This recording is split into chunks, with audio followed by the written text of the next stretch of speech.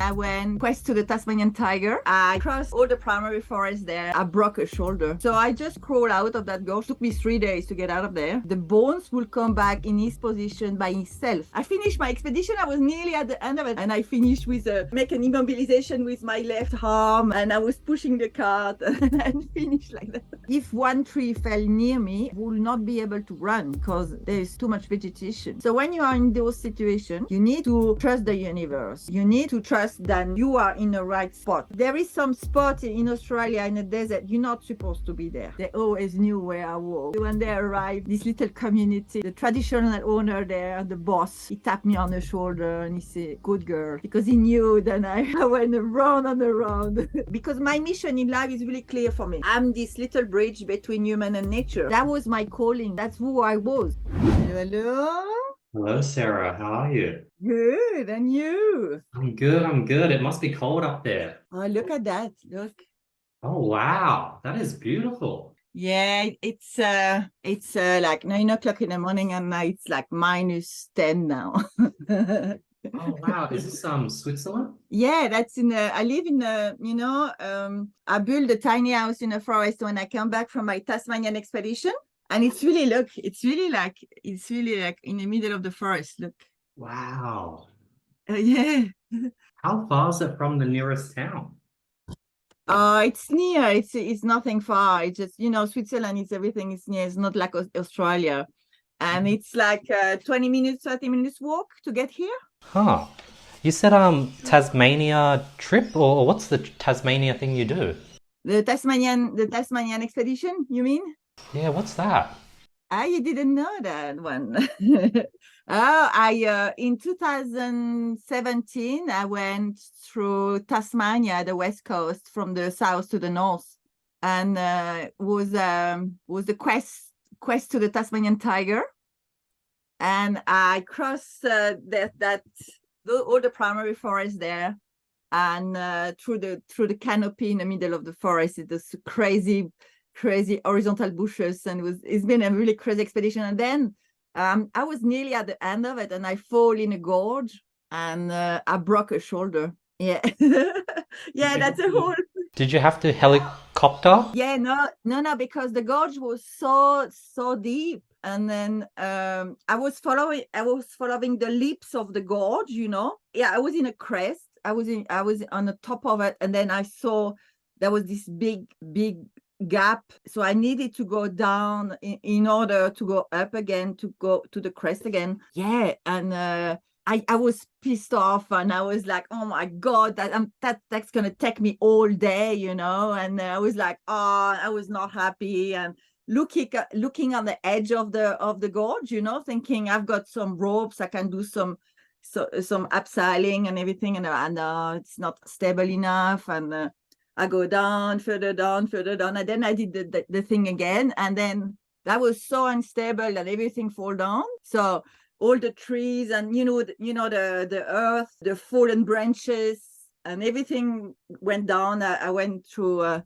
was like an avalanche of vegetation, and with me in the middle, and I black out.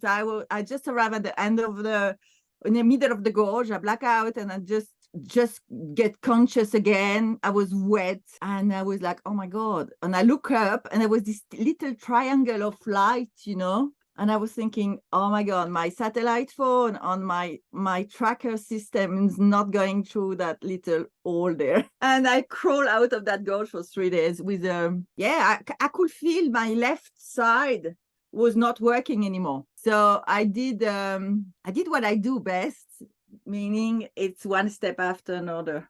And lucky me, because I had so much experience that I knew mentally, I knew how to use my strengths. And but at the same time, the pain was really, really strong. And so I just crawled out of that gorge. Took me 3 days to get out of there. Yeah, it's been a challenging one.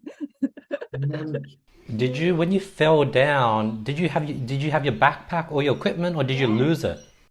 No, I had 35-kilogram backpack, and it was really a big chunk of, those rainforest earth, really loose earth with stone, a little bit of vegetation, decomposition wood, and everything was like falling down with me in it, and then I just collapsed. Yeah, I had blackouts.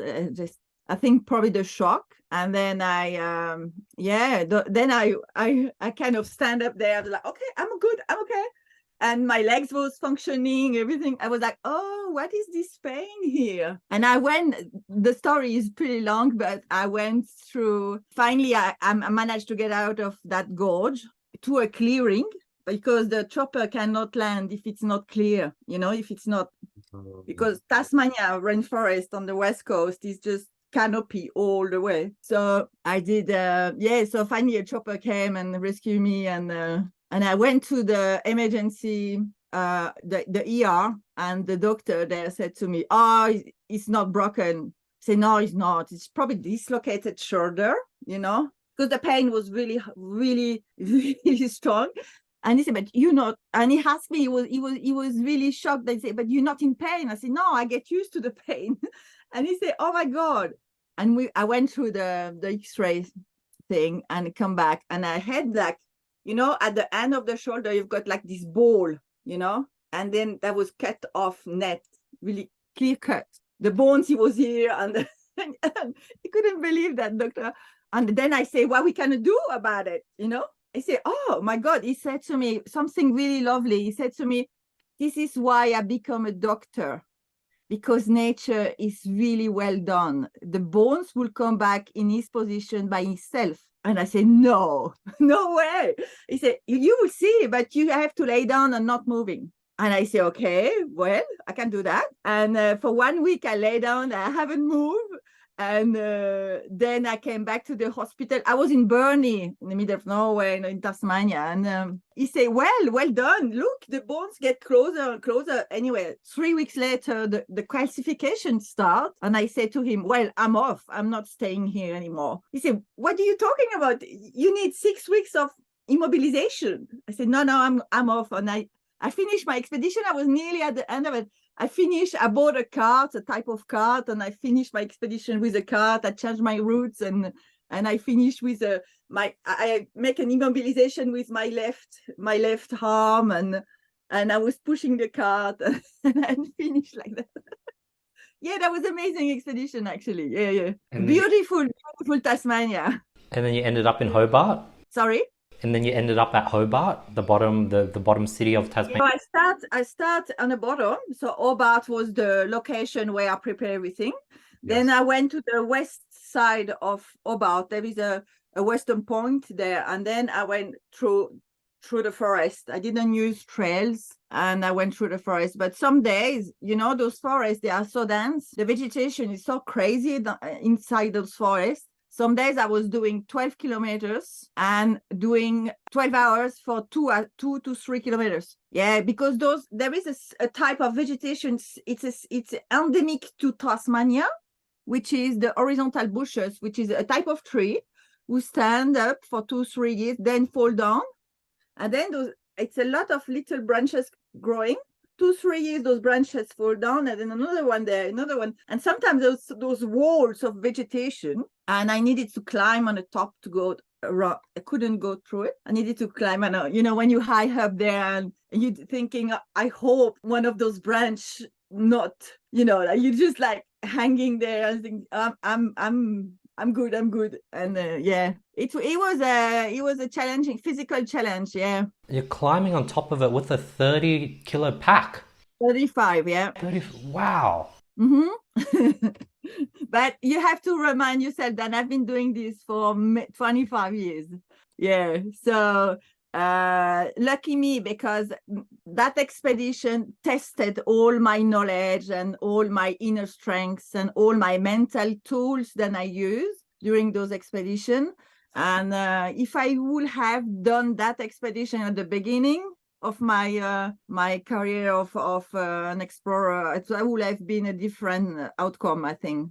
Yeah. And then are you packing dry food? What do you use for food? Yeah, so why that backpack was so heavy on that expedition, it was because I had a pack raft with me. Pack raft, it's a little really amazing thing. It's a little boat, a flat table boat, a tiny one, just for one person a little bit of more space for the backpack. And that's allowed me to cross a body of water, because Tasmania, it's all about the water. So sometimes you find those big river, big flooding, inlet on the west coast. And so that was really helpful to cross some of those body of water, because it's cold, it's wet all the time. So if you fall down the river again, it's really hard to warm up again. The hypothermia, it's always the problem there. You need to be careful about that.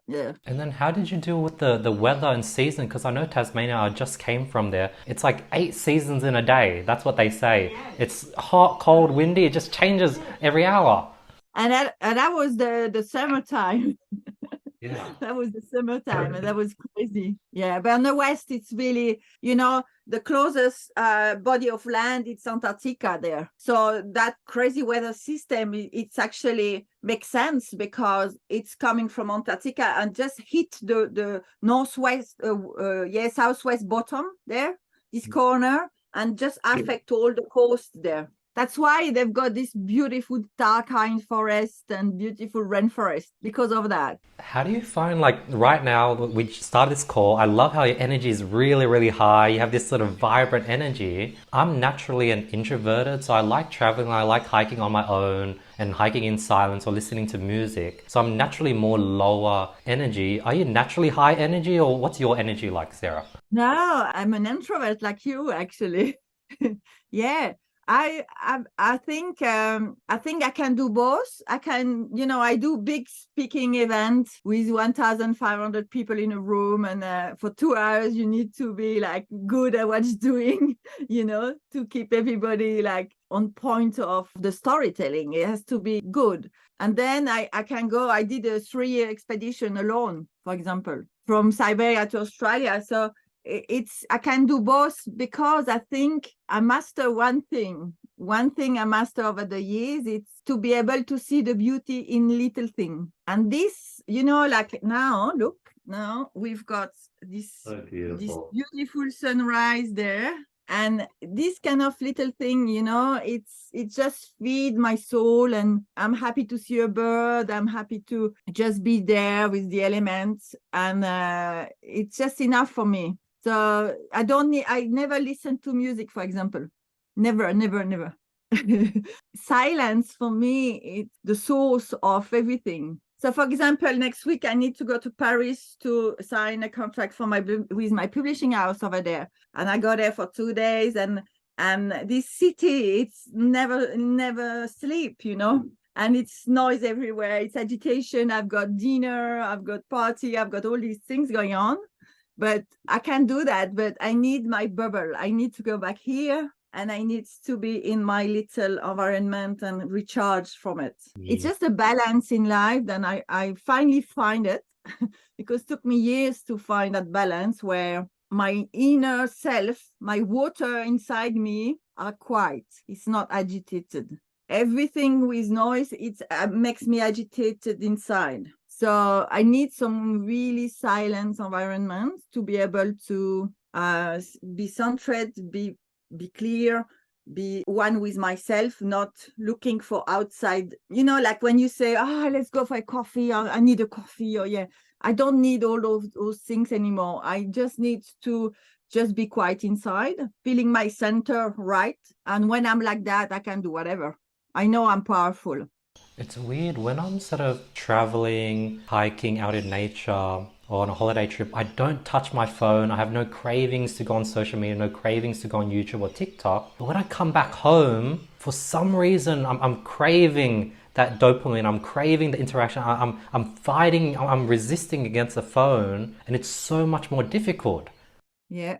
I think it's everything has to do with the environment, because you used to that environment, and in that environment is what you do. So go back to discipline. Discipline, I always say that, but discipline, it's freedom. Because for example, this morning I wake up at 5. I did my yoga. I make the fire first. I do my yoga, my meditation, and then can start. I do a little green juice and then my day can start.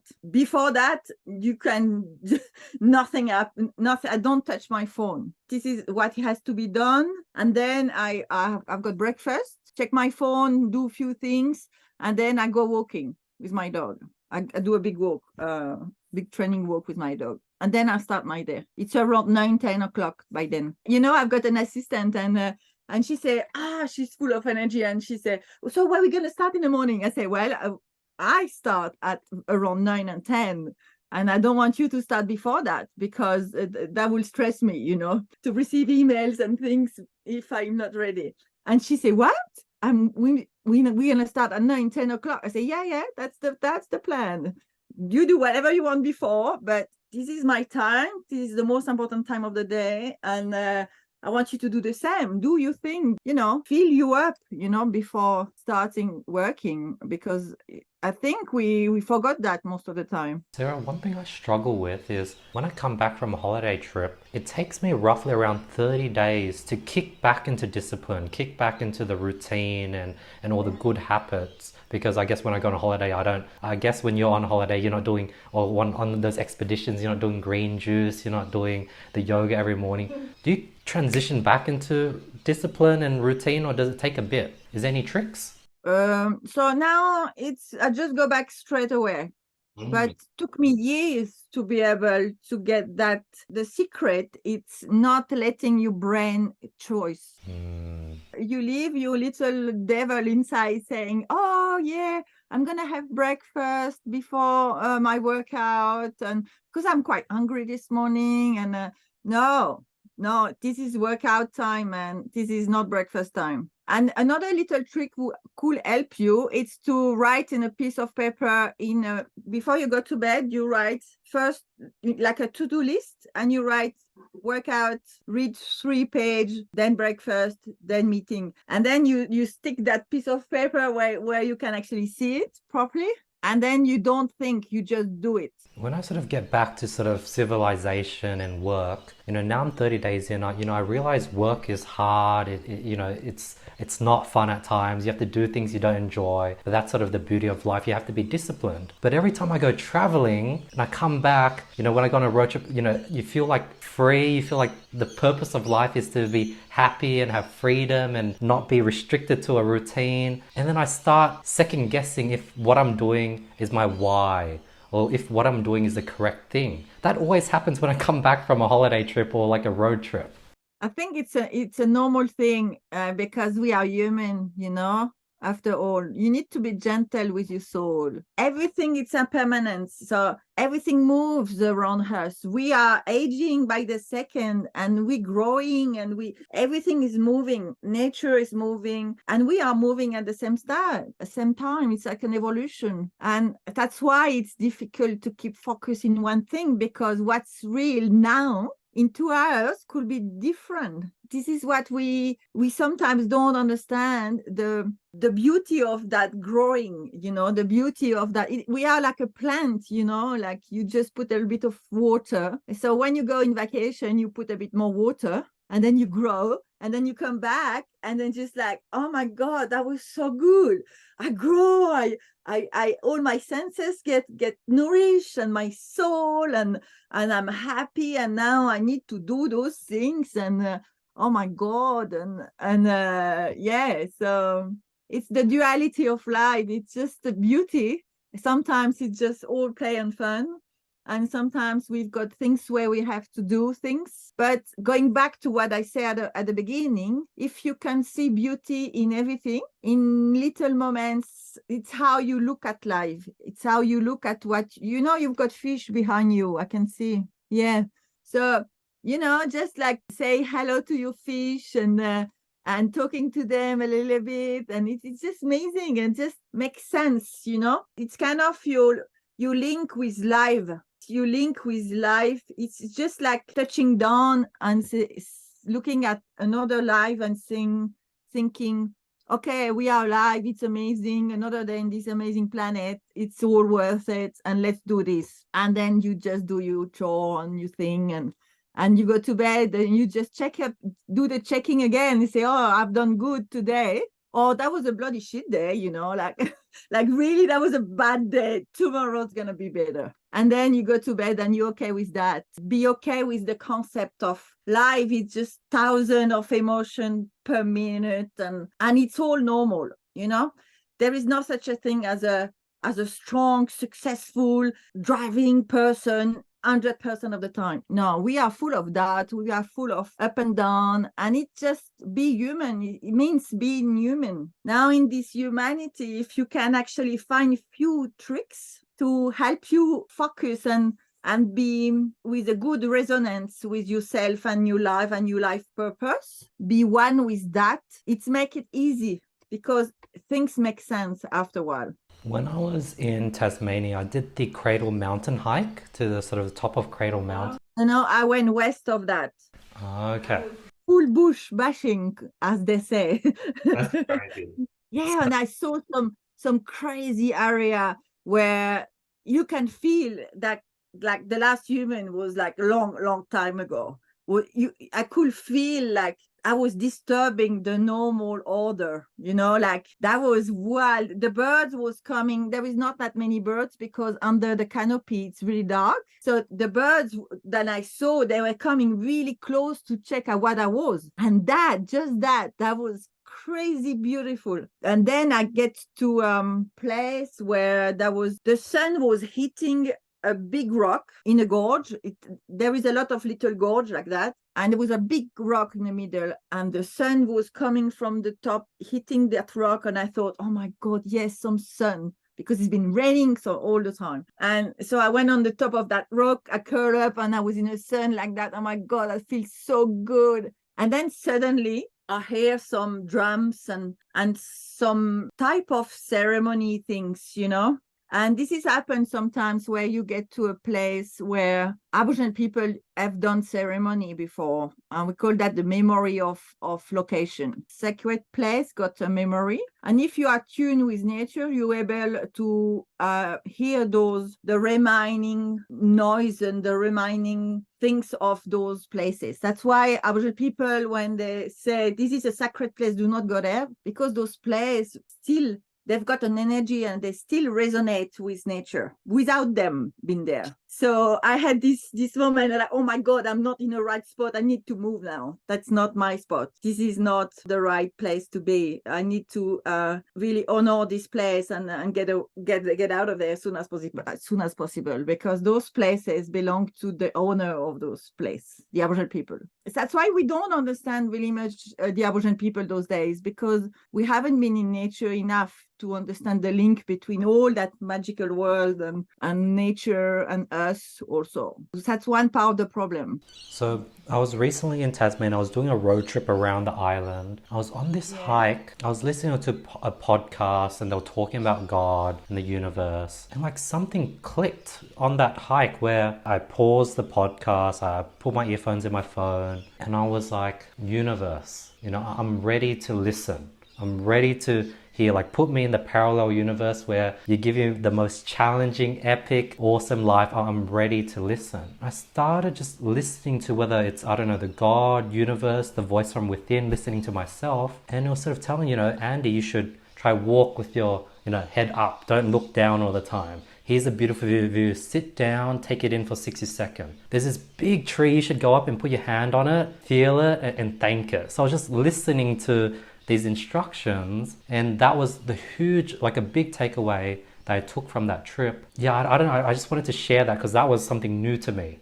Yeah, it's the beauty of nature, because out there, the trees, and that's a scientific fact, the trees' roots are connected to each other, to all the tree. So if one's got something, if one's got a deficiency in nutrition, the other friend near it will feed his roots and help him, and it's the same with the mushroom. It's the same with everything on the ground, and they are all interlinked. So it's the same thing about energy. So when you touch one tree, you don't just touch one tree, you touch the whole forest. And the energy, we are full of energy. For example, when I walk, I don't get sick, I get stronger. I get stronger and stronger and stronger. I may lose weight a lot, but I get stronger and stronger and stronger. And I had this moment in a Gobi desert where I had this really tough going from Siberia to Mongolia, across Mongolia in the middle, and the first half it was quite challenging. Mongolian guys, just I guess that was fun for them to have this blonde girl in the middle of nowhere in a tent at night. So they usually raid my camp on a horseback and try to steal my stuff, my tent and everything. And so I didn't sleep much for the first 2 months. And then I reached the southern part, which was the Gobi desert. They follow me through the desert. I had this moment of epiphany where when you've got two guys drunk with bottle of vodka on a horse, and the big guy, they've got big belly, and the scary guy, and then they're following me, and I was pushing my cart, going faster and faster, and then suddenly that hit me and say, Sarah, where are you going? They're gonna come. They're gonna reach you in one point. It's no need to rush. There is no need to run. There is no need to all that. And it's open space. There's like sand everywhere. The wind pick up. And then suddenly I say, okay, now you stop and you talk to those guys. I stop. I wait for them to catch up with me. I look at them. They were naughty little drunk guy. And then suddenly in my head, I had this thought thinking, God, they are really drunk. Drunk. You cannot talk to drunk or drug people or whatever. They don't think straight. And I said to myself, God, I'm not going to get away with talking to them out of this situation. By then I was speaking a little bit of Mongolian. And then I thought, okay, but the horses are not drunk. I had this moment of clarity, and suddenly I had this light bulb coming in and thinking, oh my God, the horse are not drunk. And then suddenly I yelled like crazy, and I went against the horse. Like I left my hand and I went against the horses, and the horses been really shocked and surprised. And then suddenly they rise on their boss back legs, and those big drunk guy, they nearly fell off their horse. And one thing, it's the worst thing for a Mongol guy is to fall off a horse. That's bad luck. That's really a big thing in the culture. So they were so shocked, and then they turned around and they left. See? And then I kept going for nearly a month. And then one morning, I was really tired and I started to get exhausted. And one morning, I just wake up. Suddenly, something happened. I was the wind, I was the sand. I was everything. I was all the elements. I lose the identity of my body, and I was part of everything. I just melt with all the surrounding energy. And just that morning just happened. And that doesn't last, unfortunately. But this is a perfect alignment. For example, the monk in the Himalaya ranges, where they go in cave and meditate for months. That's what they want to reach. They want to reach this melting energy with everything and be part of everything, and losing the identity of this body, which is sometimes doesn't help us much. But the power of our spirit is just greater than that body. And it just happened like that. So over the years, I tried to recreate that moment. I managed most of the time to do it. Most of expedition, I managed to do it for a little while. I reached that moment, but needs to go through. It's like a purge, It sometimes happens after 3 months of walking and losing weight. And then suddenly you really align with everything. And just you are in the moment, whatever happened, you breathe the moment, you are in the moment. And this is all worth it suddenly. That's so beautiful. I've been out in nature, far away where there's no one, once or twice in my life, and there's this duality where sometimes I feel like, man, I'm this little ant in this big mountain, and the nature's so tough, it's so rigorous, it does not care about me, it does not care, it's just this tough beast. And then there's other times where I'm like, I trust the nature, I trust the universe, I trust these trees and tracks that should lead me back to the shoreline. It's weird, this duality. Yeah, but I think it's when we all got those moments where you're not aligned, and then suddenly you are scared of things. So Mm. suddenly you be aware, you start to be aware of, oh my God, I'm in the middle of nowhere. If this happened and I broke a leg and I've got heat exhaustion and I've got this and I'll get bitten by a snake and so you just go through the list, and you think, oh my God, I'm definitely dead now. This is the brain. This is you little devil inside you, I always say, because, the brain is like a good computer. It's like ChatGPT. It uses what you give it, it just seek knowledge. And then when you ask something, it just go through the knowledge he's got and he give you back something beautiful, incredible. But it's all based on the knowledge that he actually seek. Collect is not clever as we think. It's a good computer, but if you will always look around, make a statement of the situation. He will always give you the points where, okay, I can die of heat exhaustion, snake bite, and broken leg, and that's his job. So your job is to just use him for the good stuff, because we need him for the good stuff, good calculation, read the topographic map, read the quantity of water you've got, exactly how many water consumption you need per day. This is calculation. This is pretty down to earth calculation. And then you've got the other side of us, which is all energy and intuition and this magical part that we don't like to put word to name it, in this, especially in this Western society. The balance between those two depends where you are. If I'm in Paris, it's pretty good to use my computer to be able to be efficient, to do everything I need to do.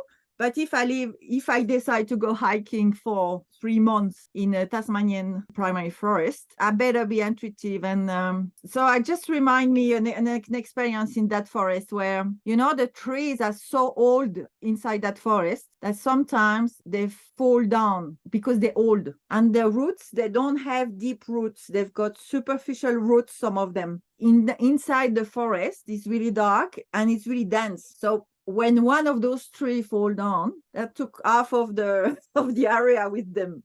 So when I was hiking, suddenly you can hear the tree suddenly falling down and this horrible noise echoing through the forest, and then suddenly insect world, the animals world, the vegetation world just stop breathing, for a second. It's an horrible feeling, because if one tree fell near me, I will not be able to run because there's too much vegetation. So when you are in those situations, you need to trust something else. You need to believe on something else. You need to trust the universe. You need to trust that you are in the right spot at the right time in your life, and the universe will take care of you because you feel you're right in the right spot.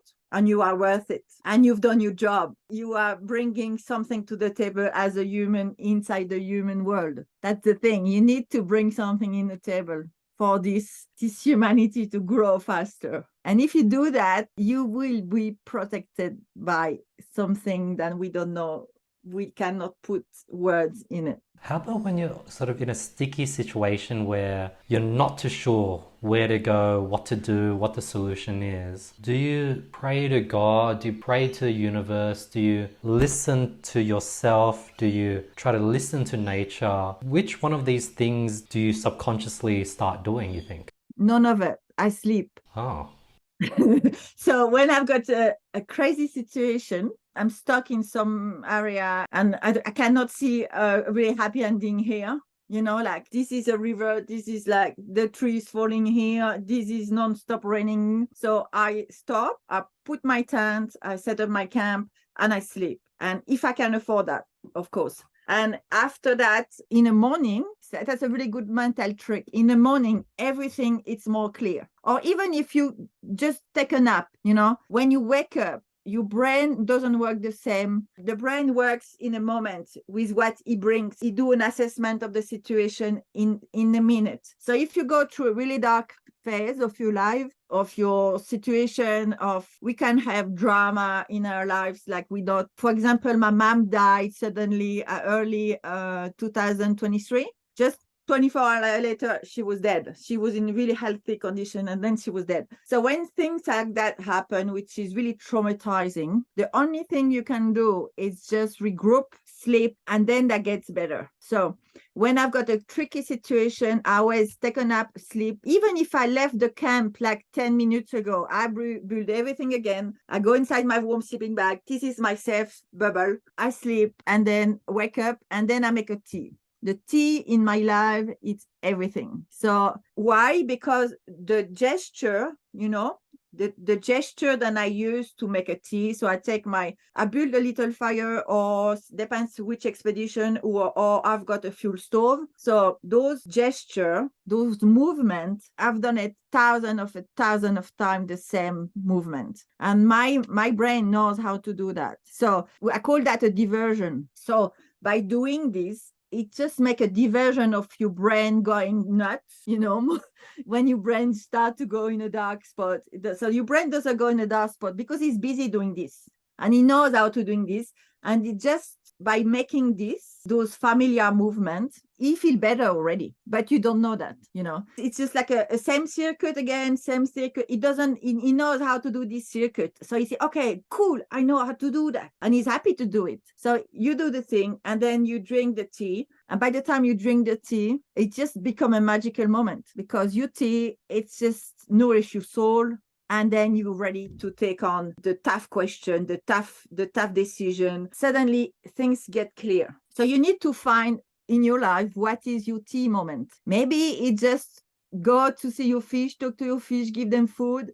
Maybe it's just make some I don't know, I just some push-ups, just something, listen to music. You need to find this little disturbance, then your brain knows what it is, and it can find the familiar circuit, and then again you will be clearer anywhere. Yeah. So the tea for me, it's in expedition when things goes to shit, because doors all the time, I stop, I make a tea. If I cannot sleep, I do that. I allow myself to that stop, I focus on the tea, I know. And then the brain, it's a new landscape inside my brain, new environment, new energy. And then I think really clearly.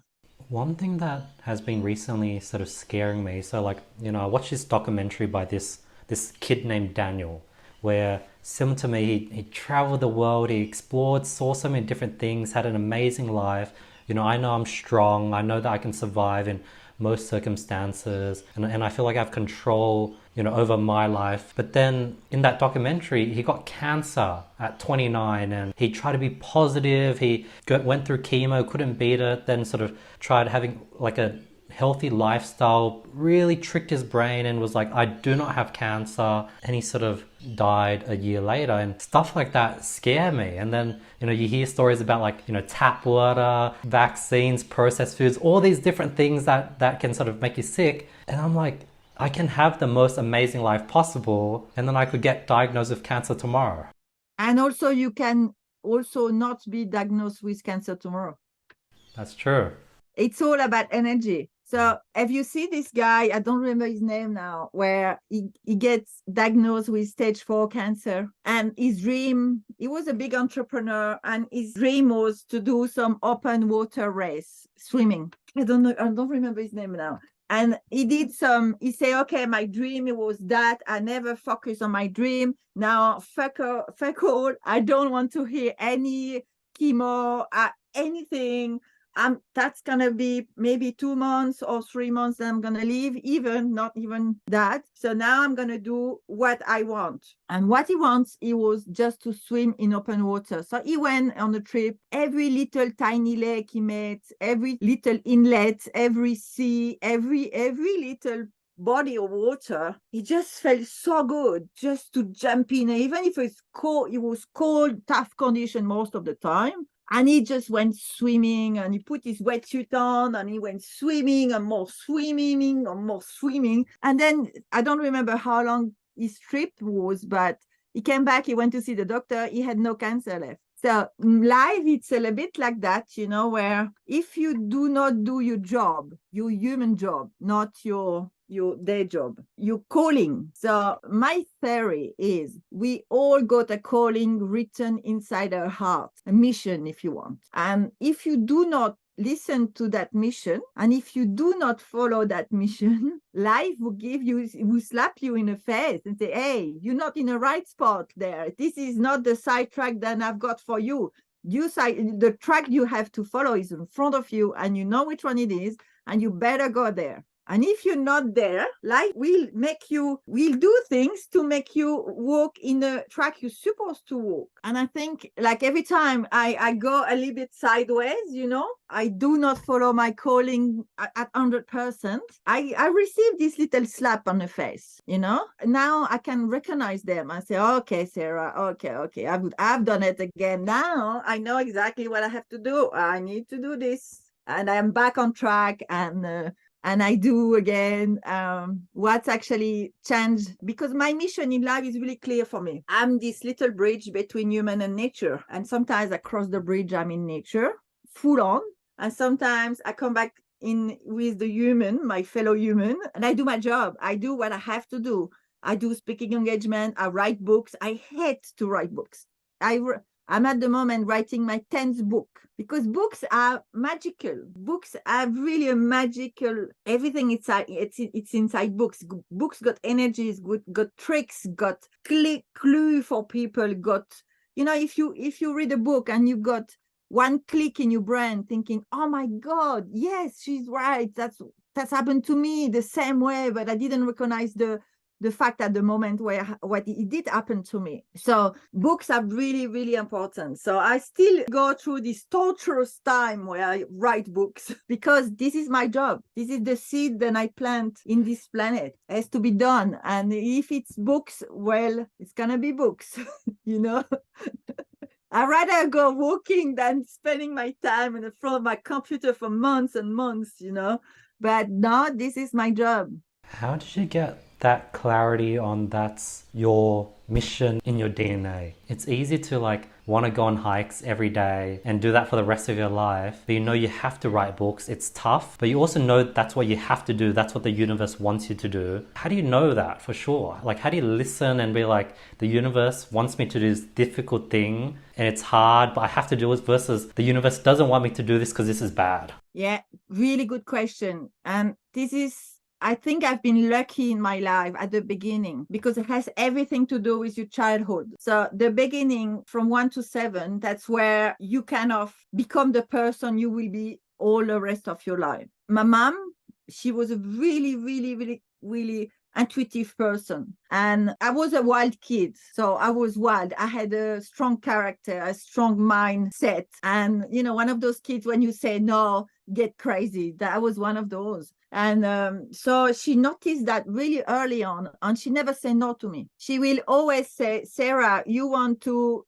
do your homework, or you want to clean your room? I was like, oh my God, yeah, I've got choice. I didn't see as a kid there was 2 crap choice.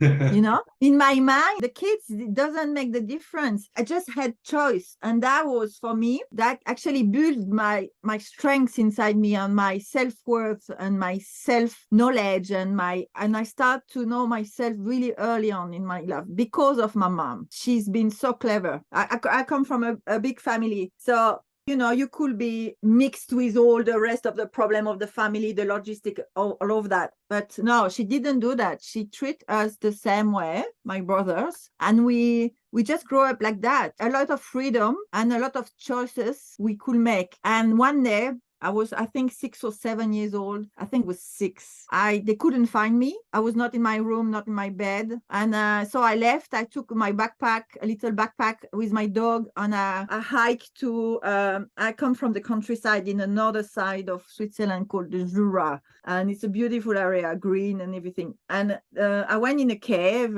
1 kilometer away from home. And I slept in a cave with my dog and my little backpack overnight. And I can remember, in my kid's brain, I had these big bats hanging around the ceilings, and in my child brain, they were like that big, and in reality, they were like that, There is no big bat like that in Switzerland. They're only small, but in my brain, in my memory. They were massive. And for me, that was the most beautiful thing ever could happen to me, sleeping with those bats in that cave. And I went back home the next morning, and the police was there, and everybody was agitated. Nobody knew where I was. And so that was my mission. I think I'm born as an explorer. That was my calling. That's who I was at the beginning when I was a kid. And then I grew up, and the neighbor of my parents' place, she became a doctor. The one below, she was a she was studying biology, and everybody was doing big things. And then suddenly the neighbor was asking my mom, "What is she doing, your daughter?" She said, "Oh, she's walking." So at the beginning, I've been walking everywhere. I've been doing like you. I've been traveling. I've been walking. I've been experiencing life, and but I've been following my dream. I've been following what I had inside, and suddenly people call me adventurer. And suddenly, 10 years later, I was an explorer. But reality is, inside me, I'm still this little girl, amazed about everything, curious about any natural events that I don't know. The light fascinates me, the trees, the birds. If there is no birds, I'm not going. Birds are everything for me. So that's why I in Australia, I walk a lot in Australia over the years. I walk more than 30,000 kilometers in the Australian bush. Yeah. So Australia for me, this land is really, it's like the land for my soul. Those pine tree here doesn't do anything for me. Give me eucalyptus every day. Yeah. And red sand and a little bit of nice dry wind, and I'm happy. Yeah. I was going to ask, because I do notice that a lot of your trips, you often come to Australia. Another thing I want to ask, did you walk through Alice Springs, Uluru, and how did you feel about that area? I was there once, and something about Uluru, the rock, it feels like a spiritual area. Yeah, so you cannot walk there, actually. You can go to the national park and walk around the rock. It's a little trail, 12 kilometers, but you cannot walk through. It's a protected land there. All this area there, you cannot cross it. So I walk south of it, yeah, over the years, because in 2002 and 2003, I started in Alice Springs, and I went up northeast to Normanton in the Savannah Way up there in the Gulf country. And then I went east to the Tableland, and then I walked from the Tableland down to Katoomba on a Great Dividing Range, following the Great Dividing Range to Katoomba, to the Blue Mountain. And then I cross over to Broken Hill, Port Augusta, Ceduna, cross the Nullarbor Plain to Kalgoorlie, and back to Wiluna, and then I walk a part of the Canixtock route to Coonavarigi, and Coonavarigi, then I went east back to Alice Springs. And that was in 2002, 2003. And at the time, it's not like now. I didn't have a tracker system. I didn't have satellite phone. I had my little brother. My little brother and I, we are really close. And the deal was every 4 months, he will be there with resupply and new gear and new boots. And for a few days and 4 or 5 days, we will have a campfire in the bush, and he will bring some jerrycan of water so I can wash myself. And then he will go back home in Switzerland, and I will keep going. So we did that every 4 months. He was there. But the beautiful part of that story is I will give him a location point from my paper topographic map, and I will tell him, well, I was doing about 1,000 kilometers per month. So 1 month before he came, I will say to him, "Oh, I'm going to be in that point in 1 month's time." No other communication will actually be happening between those points. And I will get in the middle of the bush in that proper point, and he will be there with a crap tent and a second-hand four-wheel drive. And yeah, and that was how we did it at the beginning. Yeah, it was amazing though. It's crazy how back in the past, before mobile phones, there was a trust. If you say meet at the movie or restaurant at 6 p.m., you'd go to 6 p.m., they'll most likely be there. But now with phones, I'm like, if they don't show up, maybe they got in a car crash, maybe they got sick, or what if I'm late? How do I tell them? That's all. It's so hard to imagine me living without phones. But back then, you just had to trust.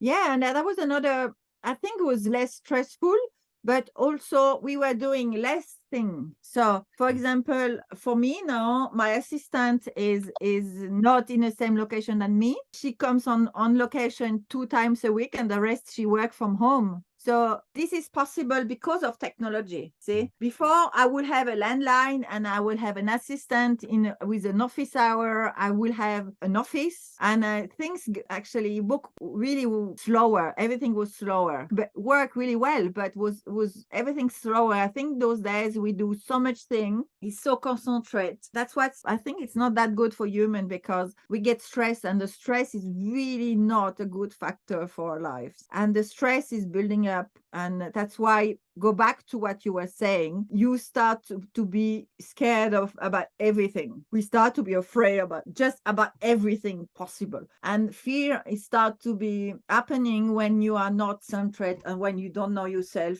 And why we do not know ourselves, it's because we are agitated, and this agitation coming from outside in. And that's the stress, that's lies, that's what happened those days in the world. But that's why we need to live from inside out, not outside inside. We need to lead with the heart from inside out. If you bring from the outside inside, you get stressed. Of course, if you look at the news, you open the news today and you look at what's in the news and you bring everything inside your heart, God, you're dead. This is not possible. You need to have a shield. You need to breathe. You need to nourish your heart. And then when you're ready, you go out and you look at what's happening. Okay, fine. Close the door. You're aware of that. And then you go back to your world. Yes, and we don't learn how to do that those days. This must be like teaching that to the kids at school. Sarah, what is your current balance? Like, do you know how much months out of the year you need to be out in nature and how many months you need to be back at home on the laptop writing your next book and doing speeches and talks? Is there a perfect formula ratio that you've figured out? When I start to get cranky, it's time to go. Yeah. When my family and the people near me start to say, oh God, you start to get cranky, I know it's the signal, like it's time to go. Yeah, I can do that for a certain period of time, but then suddenly I reach a threshold where I know I've done the job, I need to go. Because my real goal, who actually feed my soul, it's not all that, it's actually walking. So I need to recharge in one stage. When you sort of get that feeling of you need to go, it's time for you to go out in nature, do you have an expedition already planned, or do you sometimes just go out on a trip for self-leisure and there's no plan behind it? There is not that many self-pleasure because it's always a matter of training, keeping up with the level of fitness that I need to have to do those things. So I guess for me, this is pleasure for me because I get so much out of that. And without that, I cannot do those expeditions. Because over the years now, the recuperation is slower, and you get wiser, but the recuperation is slower. So you need to do the thing right. So you need to have a proper nutrition side. I've been plant-based for 5-6 years now. And before that, I've been vegetarian since year 11. And then you need the physical level. The body needs to be trained all the time. You cannot stop like 2 weeks. It's not possible. So it's a mix of that balance, that work-life balance all the time. So even if I go in vacation, it's not vacation. I will be mixing everything and doing some recon trip. I will do some little. For example, in Australia, you've got amazing trek. We call that the Bibbleman Trail. It's in the west coast, and it runs from Perth to all the way down to Albany. It's 1,000 kilometers or something, and it's amazing trail. So I use that trail often for my training purpose. So I've done it like probably 5 times by now. So I just hit the trail. I don't think it's just this amazing trail where you've got a little hut every 20 kilometers or 17 kilometers, and there is water there. You don't think about anything. You've got your shelter for the night. It's an easy one. Not that many people doing from Australia. It's more people from overseas, and it's just a beautiful, and goes through the bush type, different type of bush, sandy ground. Suddenly, after 700 kilometers, you hit the sea, and there's the beautiful coastline, an open coastline, and it's just a beautiful trail. So if I want some vacation, I will do that. I will come in Australia and I will do that. And at the same time, it's a training ground, and I really enjoy that trail there. It's a beautiful one. Sarah, are you planning one expedition at a time, or do you have the next two sort of planned out? And is it one each year? And then do you have to like quickly get a bunch of sponsors? And how do you make it all work? Yeah, so it's all happening at the same time. So it's usually I write the book. Like, for example, now I just came back in October from my expedition in Australia, my last one. I'm going to finish writing the book around April. And in April, then I put the final touch to the book, and the book, it's the end of the trip, really. So then I can think about something else. I'm not allow myself to think about something else until I finish the book. And then I will come really quickly. And because I've got thousands of ideas per day, and I will get ready for the next expedition, and getting trained, and talking about it to my sponsor and the people who actually are around me. And you need to be creative all the time, because things moving so fast. The market is moving so fast. Not that such a thing as a sponsorship anymore. It's like an evolution of things, and so you need to be creative of making income in a different way. You need to be, for example, I launched beautiful project last month called lettersfromexplorer.com. It's in 3 languages, finally. It's in English, in German, and French. And you can actually subscribe to a letter. Then I will write every month a beautiful story. And I've got girls working with me regarding the illustration side. And you will receive at home these beautiful letters from one of my expedition stories, and with a little collector card with animals for the kids, and for the adult. I talk about tea, and then you can have like a subscription, and for 6 months or 12 months. And you need to be creative. You need to think about new things. The thing is, you cannot sit and relax for 2 minutes, because you're dead. You know what I mean? You need to be creative. You need to recharge your mind. That's why you need to recharge your mind, your spirits, because you need to be on point all the time. It's not like building a company and then you think, okay, I'm selling this and this and this. I'm good for 10 years. I'm going to adjust a little bit my products, and that's all. No, every expedition, you need to talk about the expedition to new potential sponsor, and you need to make people interested about what you're going to do. You need to bring everybody together, and you need to basically to sell the expedition before you actually do one step. That's the tricky part, actually. Yeah. One thing I found as I sort of go through this journey of life, and I try to figure out myself more and more, and learn myself, figure out what I like, and sort of push on all the different sort of aspects of my life, it becomes harder and harder to find like a partner or soulmate or like a right-hand person. Is that something that you sort of went through? Because like you live such a unique life, it's hard to find someone that can complement or even relate to sort of what you've been through, Sarah. Yeah, that's why I take few of those.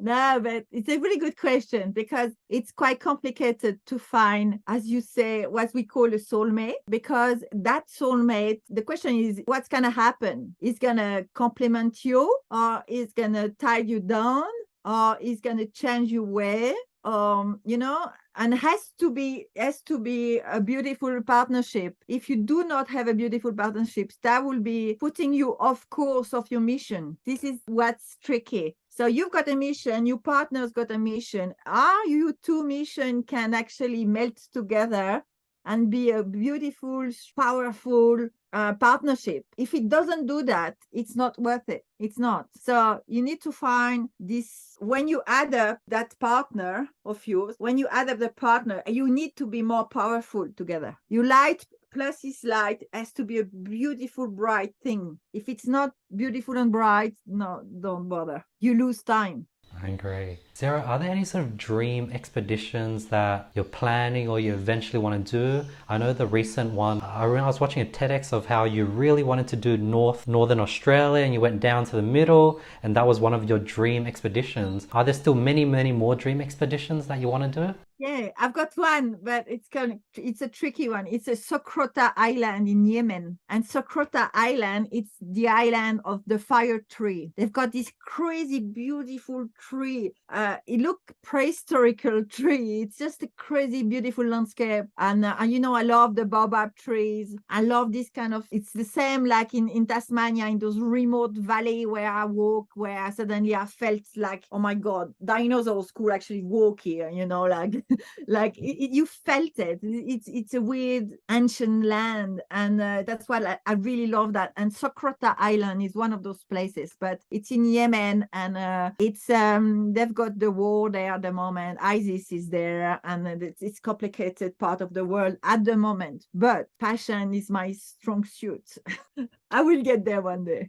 That's one of my dream expedition. Also, it's in a list. That is so cool. I think you've done so many things. One thing I want to ask, when you're in Australia, did you ever come by Aboriginals, tribes as you're walking through Australia? And what was that experience like? They are amazing. They are amazing.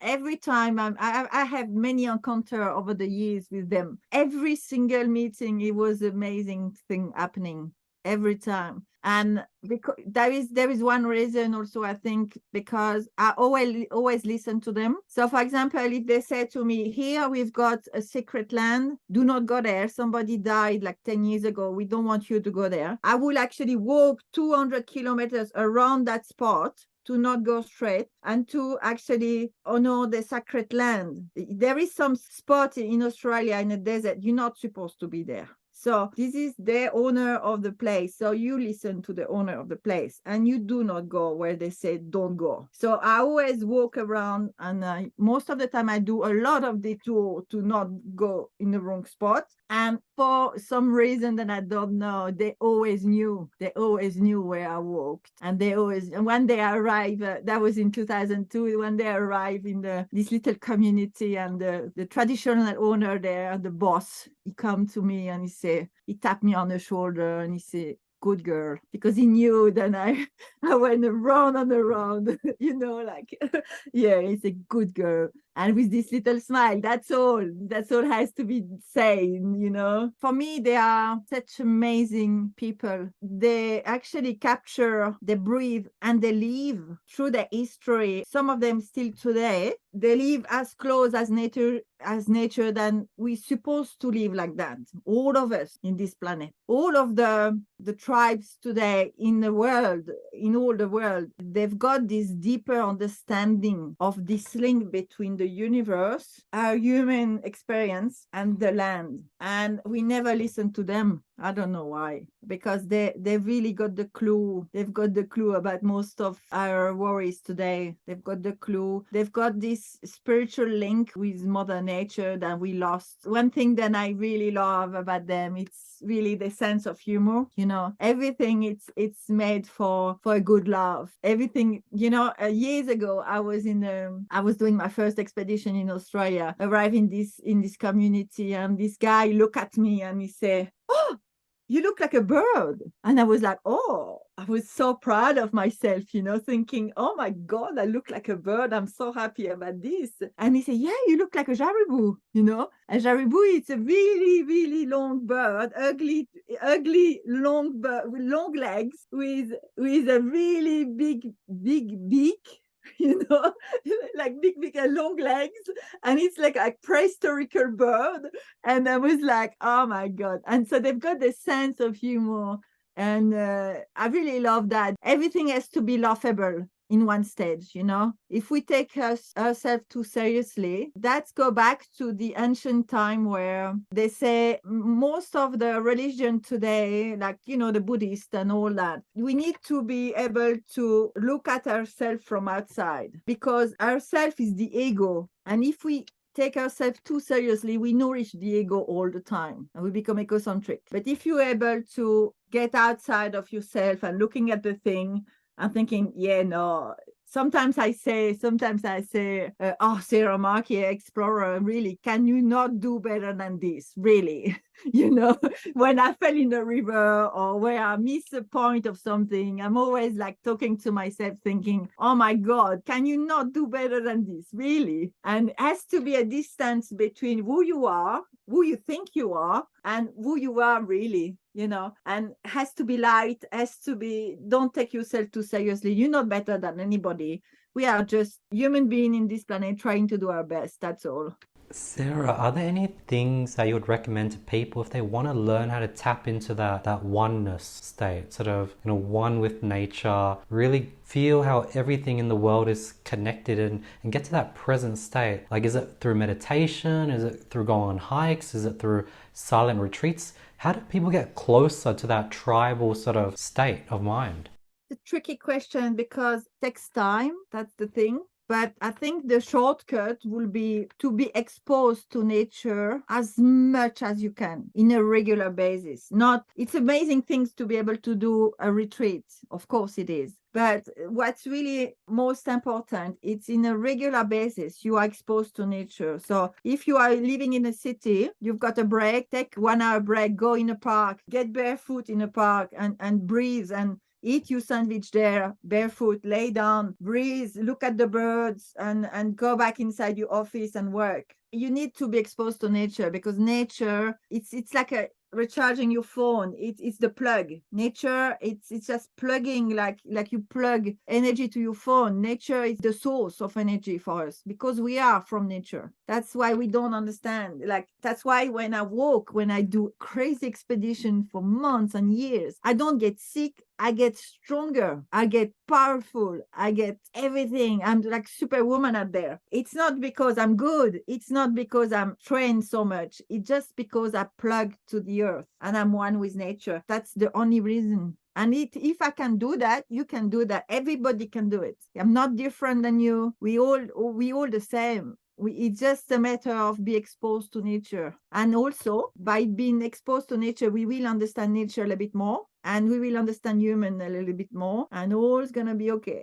When you're hiking and taking thousands and thousands of steps, is your mind just clear? Or are you thinking a lot of things? Like, what happens 2 months into a trip? Like, where's your mind at day to day? What are you thinking when you're walking for 10 hours, 12 hours each day? So at the beginning, you've got a type of memory, few types of memory inside us. So at the beginning, you walk, and then you can still hear the voice of your family, your partner, your friend. They're still inside you. They're still with you. And then you go through the physical challenge where you have to be focused. So you are living in a moment. And so then you go through the pain. Pain, it's a good thing. I know it's crazy to say that, but pain is always what's helped you to go further. Without pain, there is no evolution, unfortunately. So pain, it's a vehicle. Pain, it's a tool to bring you somewhere where you will not go naturally. So you go through the pain, and then suddenly normally depends of which expedition, but for example, the 3-year expedition, that moment come after 6 months. Took me a long time to get there. And some expedition, the last one, took me 3 weeks. And suddenly you just there. Your brain don't think, you just there. And this is your intuitive side. This is raw. I left Sarah Marquis at home, and this wild animal is doing the job that it's supposed to do. And then I'm there breathing and reading the landscape and feeling where the water will be, looking at birds carefully because birds got all the answer in the world. Birds are the guide when you are out there. There are little guides who tell you everything what's happening. So I think it's a natural process where after a few weeks, near months or something, you're just happy to be there. Most of the people stop walking before that happened. And also, when you walk, your spirit get clean. Your body get clean because we absorb everything. So bad energy, stress, the energy of the environment where you live, the noise, we are like sponges. So we kind of bring everything in, and then suddenly we think, oh, I've got pain here. I don't know why. Well, I do know why. You need to clean that. You need to make it fluid, it has to be flowing, and walking is the best. It's what we're supposed to do. We're supposed to walk. Organs like the eyes, sight, all our human organs, they are made for one speed. It's not bicycle, it's not airplane, it's not motorbike, it's walking. So when you walk, you get to the perfect speed, and you can smell and breathe, and by observation bringing the information in, and that's at the right speed, so you don't get stressed. That's a normal speed, that's human speed. It's not faster. So then we reach the point when I was talking at early on. We reach the point of alignment, and this alignment, it's what we want. That's the only goal. We need to be aligned. We need to be in the present moment. We need to be centered. The water inside is quiet, and then anything can happen. We're ready. When you're sort of walking up a hill, or you need to get to a next location before sundown, and you're rushed, or you're sort of out of alignment, like what do you do in those situations where you need to get to somewhere before sundown? You need to cross this mountain and it's quite steep, and it's, you're really tired going up it. Is there a way to tap into that alignment despite that? Most of the time, you don't put your tent at night. Do not do that. You need to get ready. It's a poor planning if you have to rush to get to the top. So if you need to go to the top, you just wake up at 3 o'clock in the morning, and then you do walk all day, always, all around the clock to be on the top before sunset. You don't want to put your tent at sunset. Do not do that. There is that. There is the other golden rule, which is do not put your tent near water point. That's another point.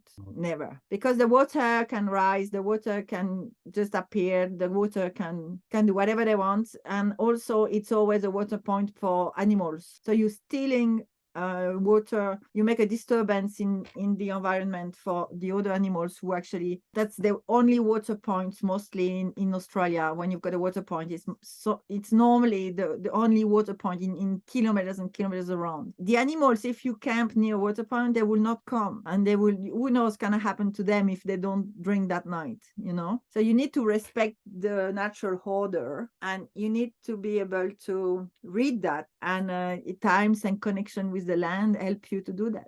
I can speak with you for hours, Sarah. I know you have so much stories and knowledge. 2 questions I want to end with. Question 1, any recent discoveries that you have been now implementing to your day-to-day life? For me, one thing I really put a point into my day. As I said at the beginning, it's my green juice, my yoga. This is not going anywhere. This is really like the central pillar of my day. And I learned more years past, I learned that this is really, really the center of the success, of the end success down the line. When I will be in the middle of Australia doing my expedition or whatever, if I do not do that, I will not succeed over there. My last expedition, for example, I ran out of food for the last 2 weeks. And so I decided to make a ration. So I start my day at 1 o'clock in the morning, and I eat half a cup of a muesli. And then I go around the clock all the way to sunset